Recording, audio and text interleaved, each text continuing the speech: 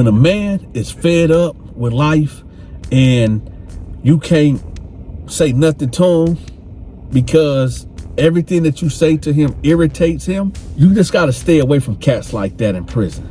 Because what you don't know is that this man done made up in his mind that he ain't never going home. KB, and this is the last story that I'm gonna tell about KB, y'all. One day, I'm laying on my bed, you know, doing me. I see KB pacing back and forth in front of my cell. So I'm thinking like, oh, here we go again. KB on one. So I lean over and open up my peanut butter jar and I pull out the sword of justice.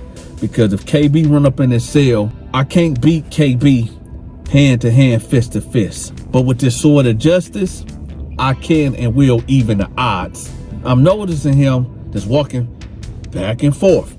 Now he slapping his bald head, right? So I'm like, man, what is up with dude? I don't really want to say nothing to him because, you know, if y'all been listening to my stories and y'all been hearing about KB, man, y'all know that this dude is not an easy dude to get along with, let alone you can't even really have a conversation with this dude without him getting an attitude or him, you not knowing what type of mood this dude in, and he might just activate extreme violence on you. So I'm like, okay, worst case scenario, he come in his cell, I'm gonna delete him. All right. So he walks off. So I'm like, okay, good. So I put the sword of justice back in the peanut butter. And I creep up to the door and I look down to the left and I see him like pacing back and forth this other cell. And I'm like, man, what is he doing? Because KB cell is this way. So he's standing in front of this cell. I'm like, man, what is KB doing? And he just walk up in the cell. This cell that he walked into was this young black dude. This young black dude, he was one of them type of cats that always wanted to be down, trying to find his way in life. And I ain't had no problem with him. And I don't know what issue KB had with him, but KB ended up going into his cell. All I heard was, hey, bro, what you doing? What you doing? KB done walked into this young cat cell and took all his commissary and told him to shut his mother effing mouth before he take his teeth out his mouth. When KB say things like that, always know that he is willing and able and capable of doing that. So take all the KB threats seriously. And this young dude, he wasn't nothing but about 5'8", 140 pounds. And y'all know how big KB is, right? So dude couldn't do nothing with him. So KB just took all his stuff and walked out. And then he went to his cell. Dude come out. Now he pacing back and forth. And then KB come back out and he like, move out my way. So dude moved out his way. And dude came to me, he like, hey bro, man, what should I do? What should I do? I said, well, I'm gonna tell you what I would have done, but I'm gonna tell you what you gonna do. What I would have done is when he stepped to when I seen, you had to see him in front of your cell before you walked in there.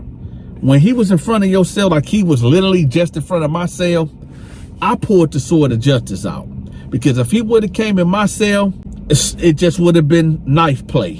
I said, what you need to do, since I can already tell by looking at you that you ain't really ready for that type of static. See, people say all the time what they do and what they won't do.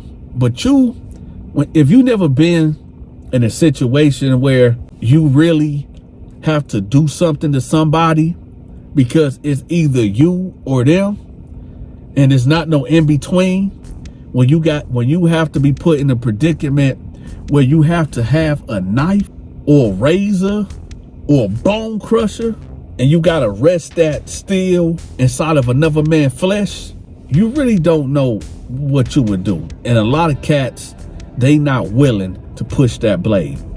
But I tell y'all this though, the first time I was put in a predicament, and we're gonna get back to the story. When I was put in a predicament, the first time that I had to push that blade, a lot of thoughts came in my head, a lot of thoughts. And I'll tell y'all that right quick. This when I was first locked up in Fulton County, and it was a gang war. And as soon as I hit that tank, it was some Bloods over here, and it was some Crips over here. And here go Dante right in the middle. And what they said was, you gotta choose a side. You gotta choose a side. It ain't no running solo. Either you gonna get down with them or you get down with us, or you gonna get stabbed. Who you rolling with? I looked over here to the Crips and I looked over here to the Blood. I see that it's strength in numbers over here with the Crips. I'm with y'all. When I got in line, I faded all the way to the back. Somebody hit me off a banger. And the first things in my head, I said, you know what? I'm only in here for some tickets. I'm not trying to take nobody's life and end up getting 15, 20 years. These was the thoughts that was going in my head. But when it popped off, it was a dog eat dog. It was either stab or get stabbed. So that was the first time that Dante ever had to push that blade. And I pushed it. And I also got the blade pushed on me, as y'all can tell right there.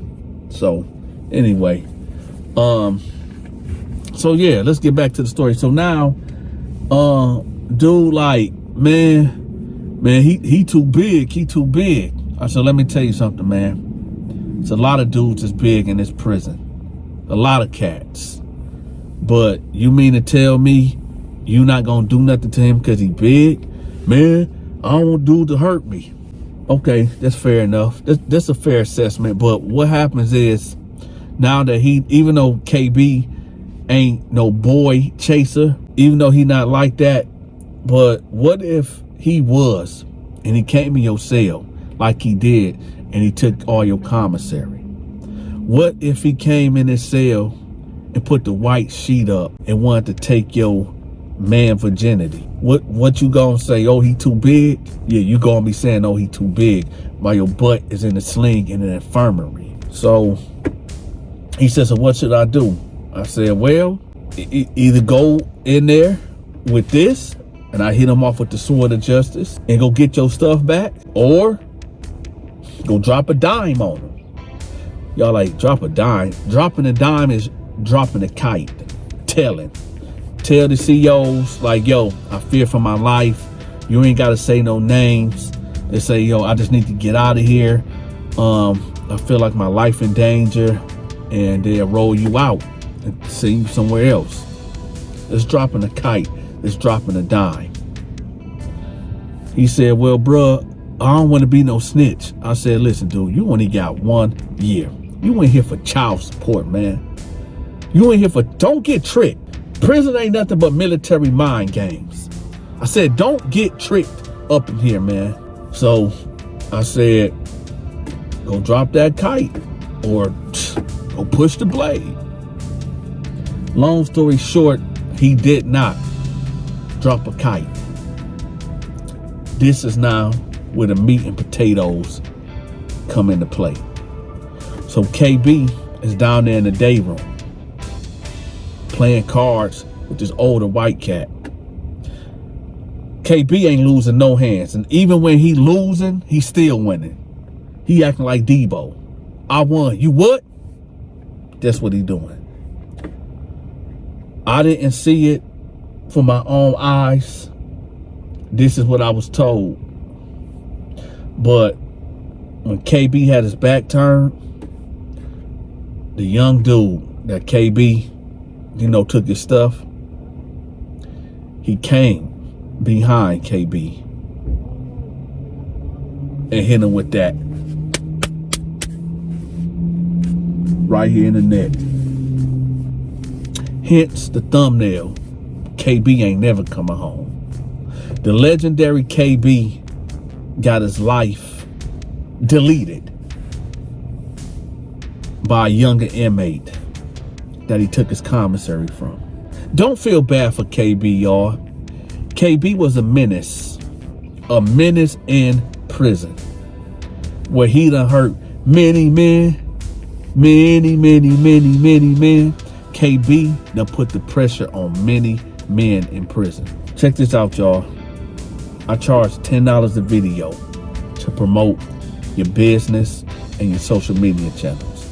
This far, I got a lot of content, supernatural, paranormal stories, ghost stories for y'all. Y'all make sure y'all be in the building, okay? And bless that Cash App if y'all want to support the Donta Show Network. All right? With that, y'all, I'm out.